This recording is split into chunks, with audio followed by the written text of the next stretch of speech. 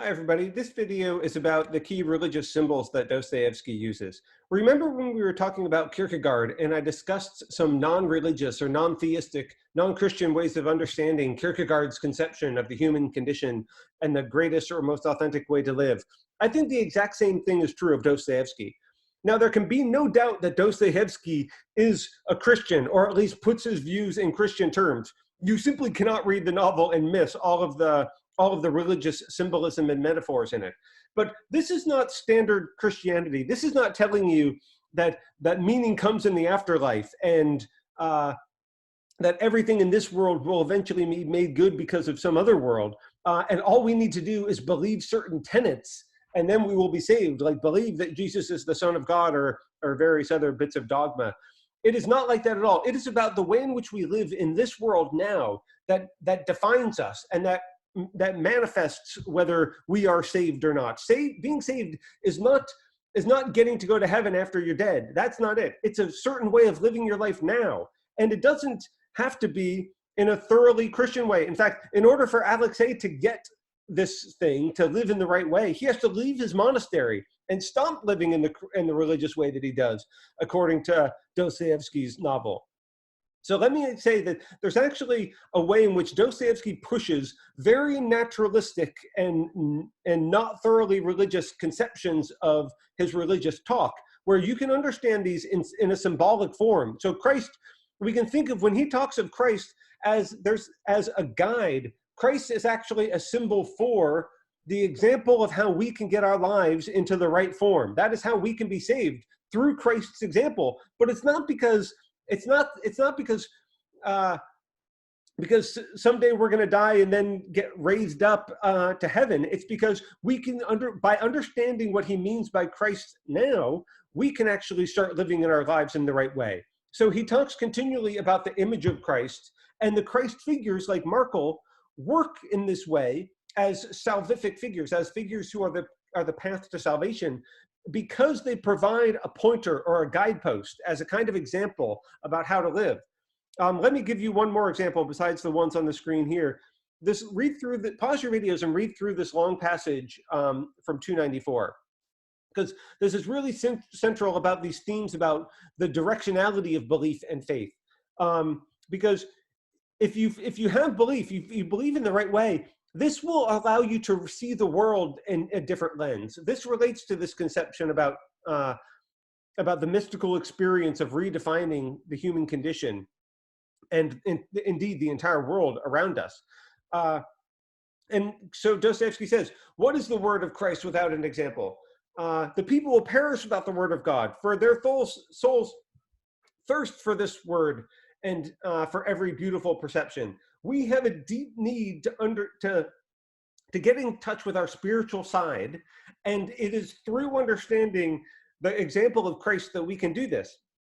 Because of course, what is the New Testament message that we get from Christ? It is the message of universal love and community and coming together for communion. And these are the things that are quite central to Dostoevsky's vision. But the thing I'm saying is, you can understand that we have this need for communion. We have a need for acceptance from others, regardless of whether you're a Russian Orthodox Christian or a European Protestant or Catholic Christian, or not even a Christian at all. Maybe you're an atheist. Maybe you're Islamic or Hindu. It doesn't matter. If Dostoevsky is right, there's a way in which these symbols explain our human needs, our deeply entrenched human needs. And I talk about the existential reading of these symbols as a way of taking it outside his narrowly Russian Orthodox context and applying it much more broadly. So for example, let's take another famous Christian symbol of being in hell. Of course, you might not take this as a symbol. You might take it literally, like hell is this place that a lot of people might go, like Dante's Inferno after they die. And there's many references actually to the material reality of the flames and the suffering in hell, and how Zosima doesn't actually go along with this. And what I think what we're getting here is a naturalized message, a way of understanding these symbols purely existentially. Because if salvation is the right kind of connection to nature and other humans, then what is hell? It is the inability to do that. It is to be isolated, to be cut off. So he says, what is hell? I answer thus: the suffering of being no longer able to love. That, in a sense, is a metaphorical way of understanding what the ultimate in torment would be, in non-redeeming torment, in the sort of hellacious suffering. And of course, that idea about no longer being able to love is connected with this idea of isolation, or these other things that I've spoken before as things connected to Yvonne. Now, if we're understanding hell not as this place we go after we die, then the same should be said of heaven. And Dostoevsky tells us this over and over again, that actually this kind of mystical experience that allows us to see ourselves in the world in a different way redeems the temporal world now.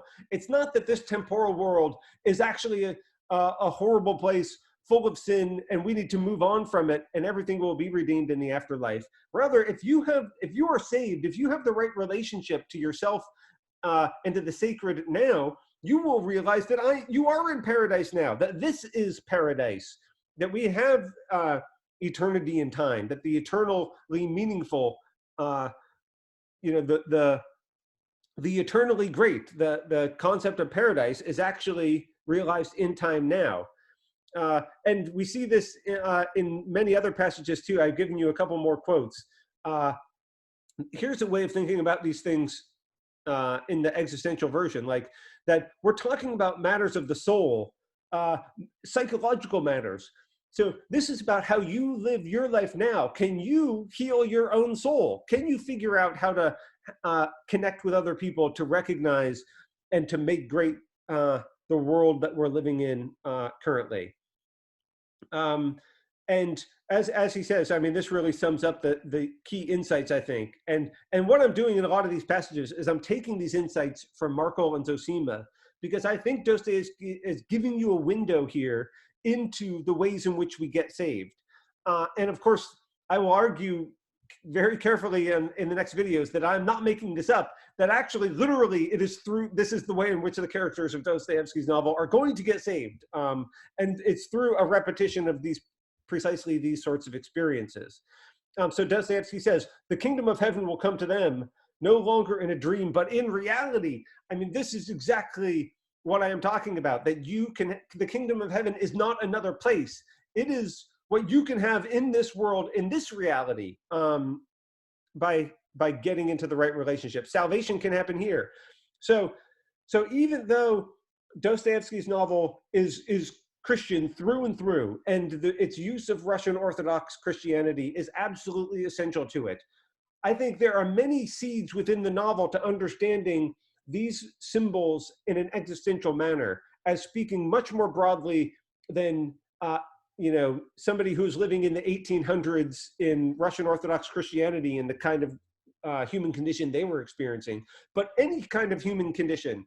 Do we not all have need to have connection with other people in order to be whole, in order to feel fulfilled? So this is the universe. This is the way in which Dostoevsky speaks universally to the human condition. Now, you might not buy it. For example, this is quite different than Kierkegaard's message, or we're going to see it's going to be very different than Nietzsche's or Beauvoir's message. So I'm not saying you have to buy it, but I do want you to understand how it's much broader than just Russian Orthodox Christianity. So if you reject it, don't just reject it because it uses some Christian symbols. You have to understand what those symbols can mean more broadly. And if you still don't buy that, then so be it. Okay, thanks.